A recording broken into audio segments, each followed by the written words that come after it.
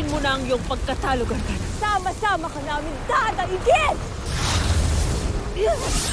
Danaya! Danaya, malubha ang iyong sugat. Kailangan nating umalis. Tayo na. Pinatawag ko ang aking mga alagad. Tapos na ang labanan para sa gabing ito. Natutuwa akong makita't nakaligtas ka sa naganap na labanan. Nais ko rin kayong papurihang dalawa ni Cedro dahil naging huwaran kayong mga mini-ave na ngayon ay lumalaban na sa tunay na masasama. Ano't nandito pa kayo?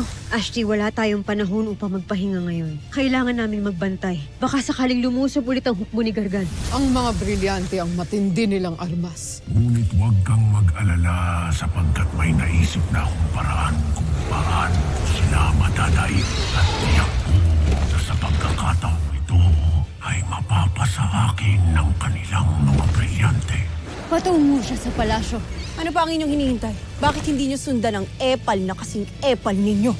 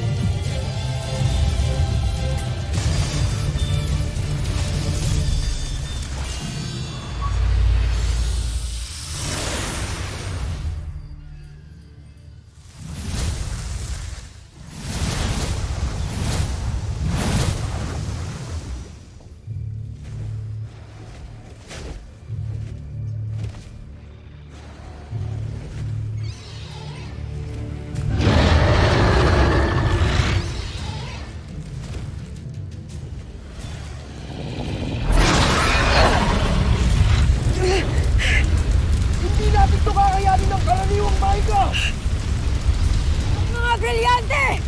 Sabay-sabay ngayon na!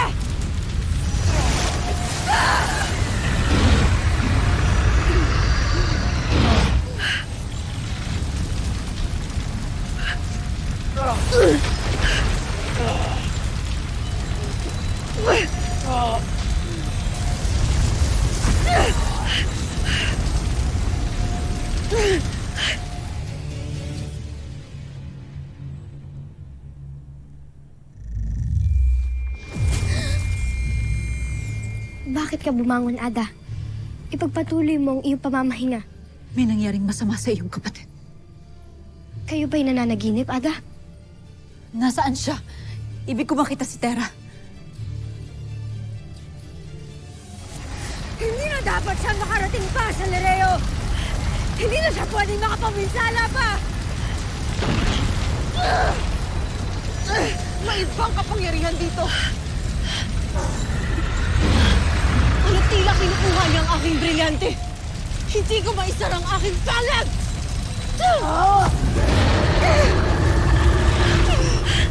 Huwag ninyo nang pigilan pa. Hayaan niyong higupin ito ng aking kapangyarihan. Sinasabi ko na nga ba? Kahit anong mangyari, huwag ninyong bibitawan ang inyong mga brilyante! Hindi niyo ako babayanin, mga kaslit na sangre. Alam mo!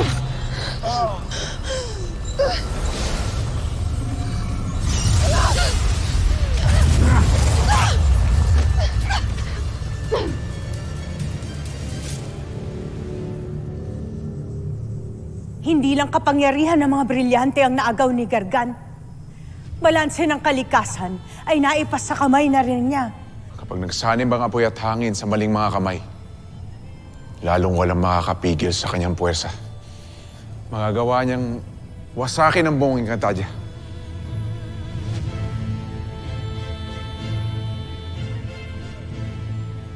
Patalumang Cassiopeia, naway makabalik ka agad sa Encantadia. upang matulungan mo ang iyong mga sangre at ang kanilang mga brilyante. Huwag niyong hahayaang magtagumpay si Gargan. Kataas-taas ang bathala at mga bataluman. Hindi niya maaaring mawasak ang Encantadia at lalo na ang Devas.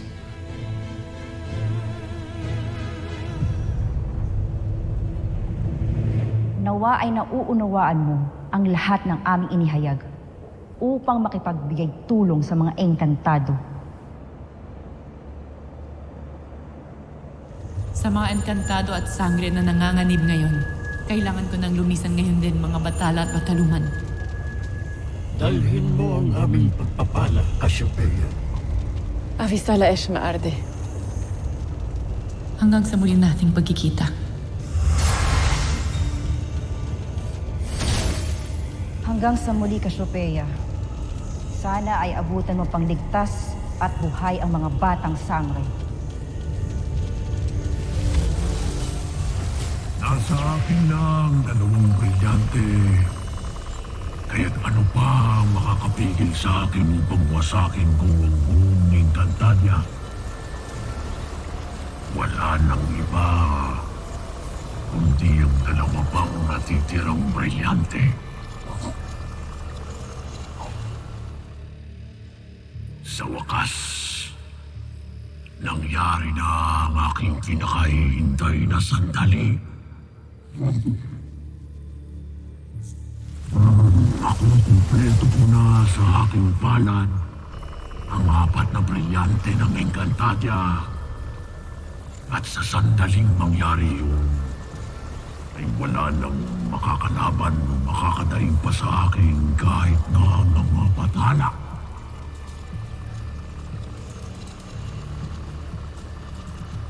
Kaya't brilyante ng tubig, brilyante ng lupa.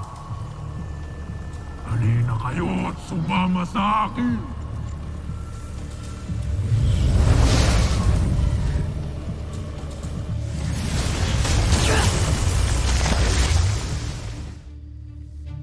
Hindi mo na muling masasaktan pa ang aking anak at ang mga sangre. Magdaraan ka muna sa aking walang hanggang sukulan. Hindi kakayanin mag-isa ni Sangre Danaya makipaglaban kay Gargan. Marahil ay napapanahon na tayo ay magbigay tulong sa mga nabubuhay pang mga engkantado. Hindi tayo maaaring makialam, Muros. Lalo na't walang basbas ng ating mahal na bataluman. At anong gagawin natin? Panunuorin na lamang natin ang mga kaganapan? Gayon alam natin na magdudulot ang higit pang dilubyo sa buong Encantadia, maging dito sa Devas.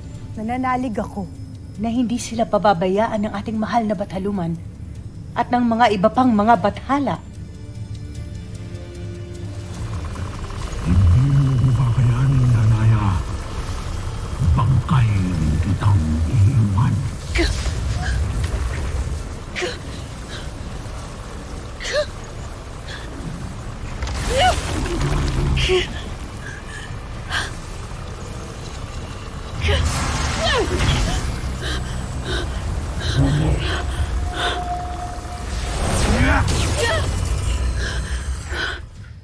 Cassiopeia, sa kalaban ninyo ay matataig ninyo ako. Hindi. Ngunit kung pabababain ko ang lahat ng aking mga kapanalig na batala at bataluman, ay tiyak na mahihirapan ka. Ngayon mo iyabang na ako'y iyong gagawing bangkay, Gargan. Sapat na muna ang ating pagharap sa ngayon.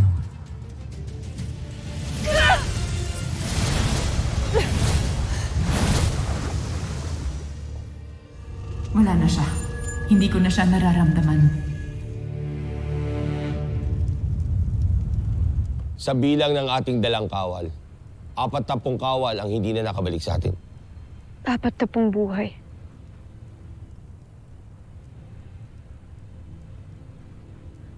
Apat na pong pamilyang nawalan ng mahal sa buhay. Maaari na kayong bumalik sa inyong tinutuluyan, Vicus. At magdasal kayo sa Bathaluman na nawa ay magtapos na agad ang digmaan na ito. Siya nawa, kamahalan.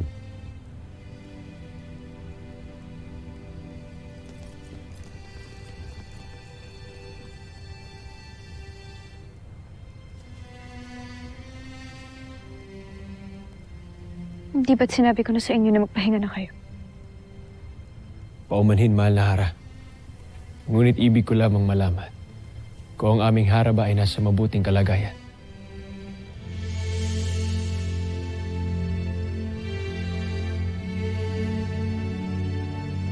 Lamang malaman kung ang aming Hara ba ay nasa mabuting kalagayan.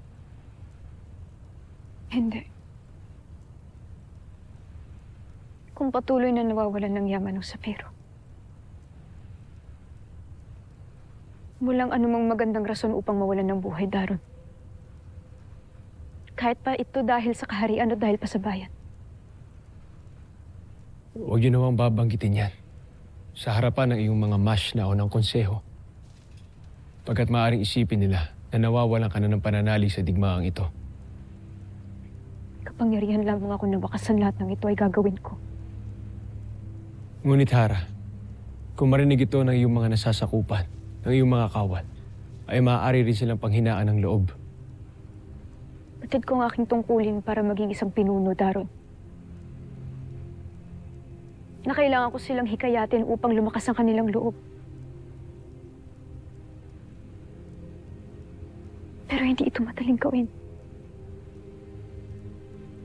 Lalo't na pagbatid ko na mawawalan lang din sila ng buhay. Kung gayon, pahintulutan mo akong sabihin ito sa iyo bilang isang kawal ng Sapiro.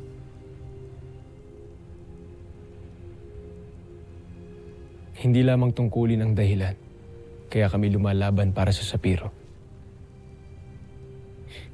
Kundi dahil naniniwala kami sa Hara na aming pinaglilingkuran.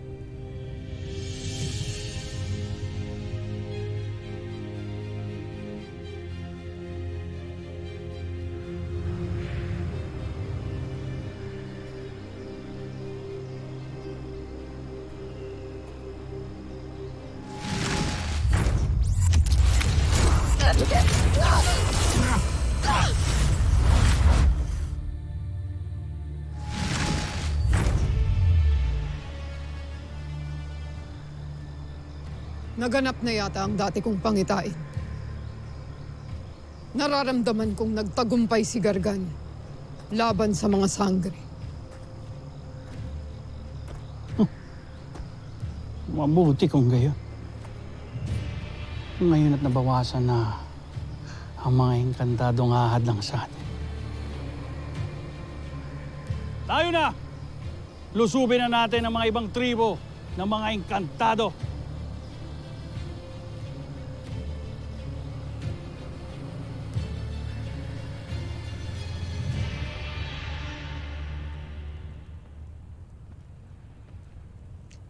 Kamahalan.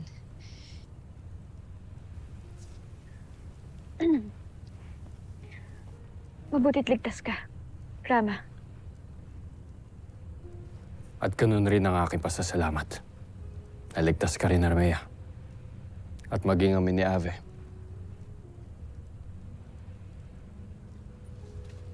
Daron, magpahinga ka na. At kailangan ka pa ng Sapiro sa ating laban. Tayo na, Soldarius.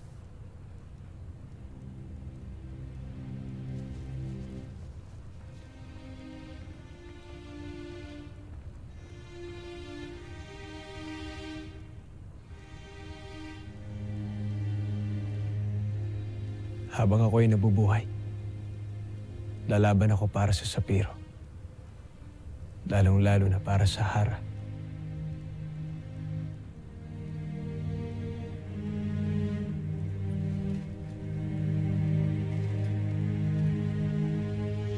Tara, anak. Anak. Mga sangre, magsigising kayo! Anak. Anak. Gersne ekve, ibneshta evne idre.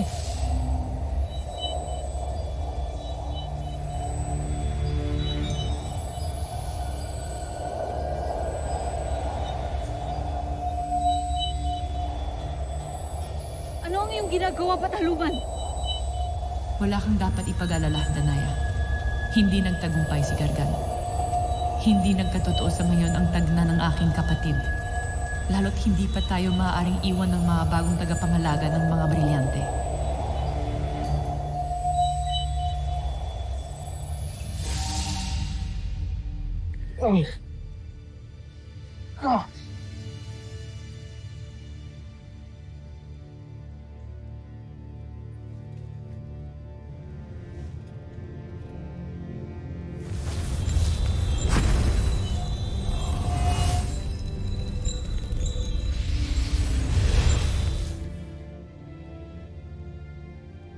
May dilubyong naganap sa amin.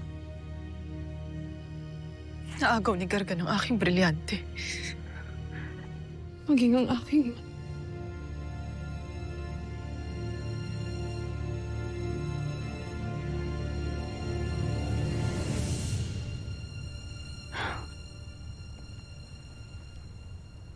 Mahal na Hara. Lumalalim na ang gabi. Nararapat yata magpahinga ka na. Hindi pa rin ba nagbabalik si Adamos? Bakit wala pa rin sila hanggang ngayon, Daron? Sa pagkakaalam ko ay tinutupad nila ang kanilang tungkulin. Sinisiyasat nila ang bawat sulok ng Encantadia. Meron silang mga pambihirang kapangyarihan, mahal na Hara. Kaya wala kang dapat ikabahala. Mayroon ding pagbihirang kapangyarihan ng kaaway na Bathala, Daron. Kaya hindi mo maitatanggal sa akin kung nag-aalala ako para sa aking apo at para sa aking mga albe. Wala kang dapat ikabahala, mahal na Hara. Makakauwi sila ng ligtas. Paano mo natitiyak yun, Daron? Lalo't sa panahon ngayon, ay wala nang katiyakan ng kaligtasan ng kahit sino. Tama ka, mahal na Hara. Ngunit sa panahon ngayon na hindi lamang katiyakan ang dapat nating panghawakan, kundi ang paniniwala at pag-asa na ano man ang mangyari ay babalik silang ligtas. Lalo na naniniwala ako na hindi napapayag muli ang kabutihan na mawala pa sa atin ang mga tagapangalaga ng brilyante.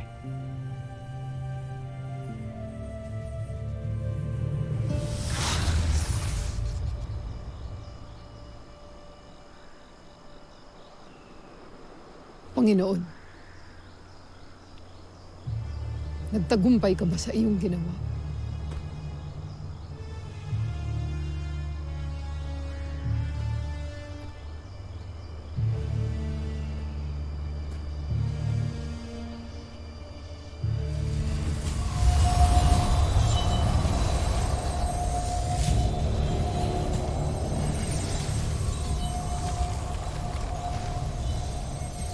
Hindi lamang ako nagtagumpay na maagaw ang dalawa sa kanilang malakas na armas, Mitena. Kundi nangangahulugan din ito ang nalalapit nating tagumpay. Sapagkat may katakdaan na hindi lamang ang pagkawasak ng Encantadia, hindi maging ng Devas.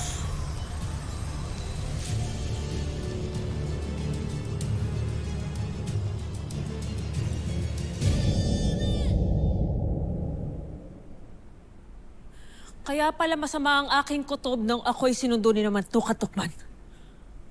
Napunta na pala sa masamang kamay ang brilyanteng iyong pinangangalagaan. Isang palilin lang ang ginawa laban sa amin. Poltre, Ada. Poltre sa inyong lahat. Ikinalulungkot ko na nabigo ko kayo.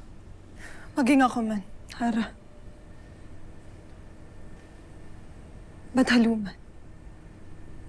Patawad kung naagaw ang brilyanteng inyong ipinagkaloob sa akin. Wala nang dapat pang sisihin. Hindi ang iyong mga sarili, kundi si Gargan lamang. Ngayong hawak na ni Gargan ang dalawang brilyante. Paano pa natin sila malalabanan? Maaaring isunod niya ring agawin ang dalawang natitirang brilyante. Kaya kailangang pangalagaan mabuti sina Terra at Adamos. Dahil kung maging ang mga brilyanteng yon ay maagaw niya rin, tsak na hudyat na yun ng masamang kapalaran para sa buong Encantadia. Handa ako magbantay sa ating mga tagapangalaga sa anumang sandali. At maging ako man at ang buong hukbo ng Sapiro. Handa namin ialay ang aming buhay, matiyak lamang na hindi na muli pang maaagaw ang mga brilyante ng itim na bathala. Ngunit nasan sina Alena at Amihan? Naipagbigay alam na ba sa kanila ang mga nagaganap na ito? Hindi na natin sila mahihintay pa. Kailangan lumisan na agad ni Natera, Dea, Flamara at Adamus upang hanapin at kunin ang dagdag nilang kapangyarihan. Ang mga sinauna, ngunit maiilap na makapangyarihang mga Pashnea na kumakatawan rin sa 4 na elemento. Mga sinuunang Pashnea. Paano ito mangyayari, Bataluman? Ang bawat isa sa inyo ay may katumbas na makapangyarihan ring Pashnea na taglay ang lakas at simbolo ng mga brilyante at elemento.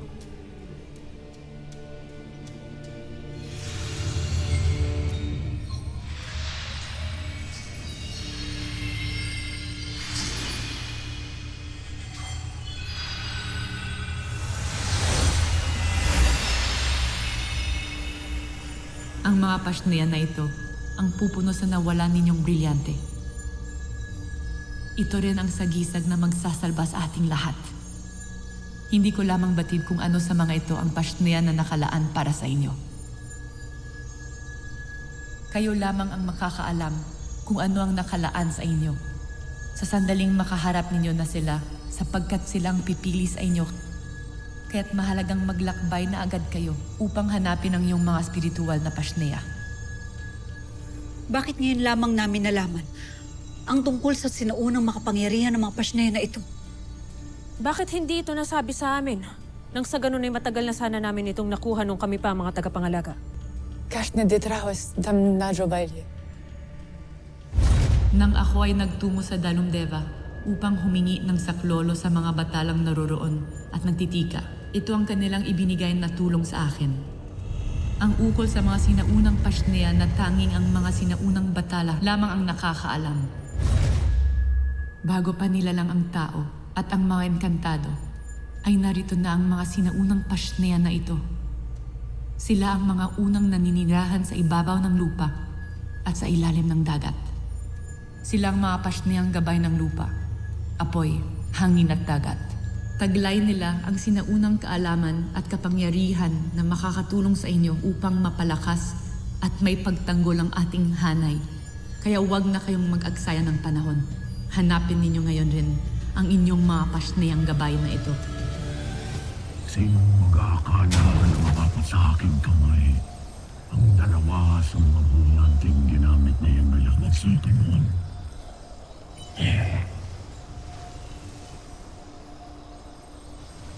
Tama ba ang aking nakikita, Panginoon? Hawak mo ng brilyante ng hangin at apoy. Hindi ka nililinlang ng iyong mga mata sa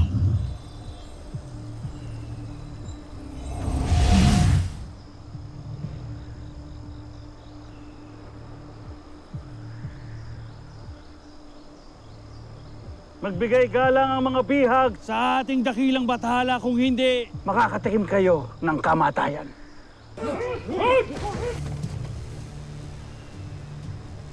Saan nanggaling ang iyong mga bihag, Zaur?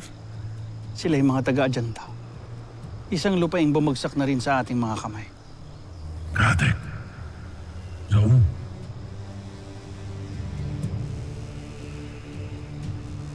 Gratek.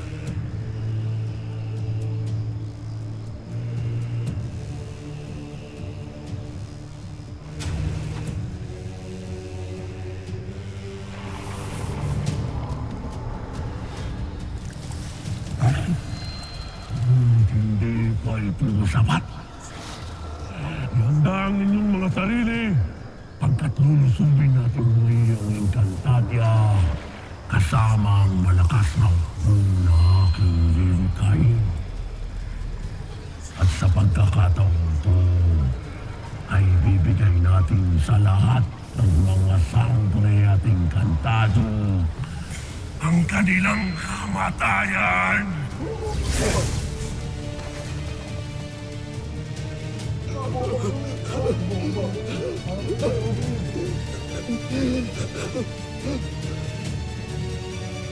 Paano namin sila makikita, Bathaluman? Saang lupalop namin sila mapupuntahan?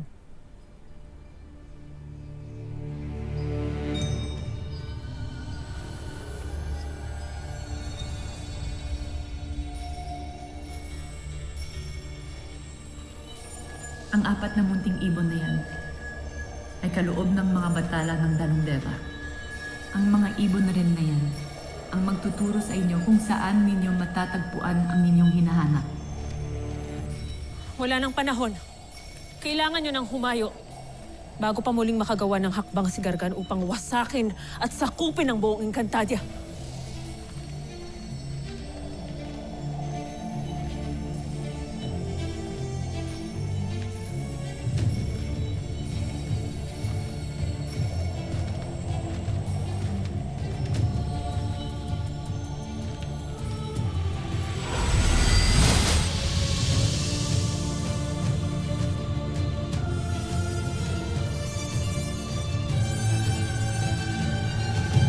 Naway magtagumpay sina Terra, Adamus,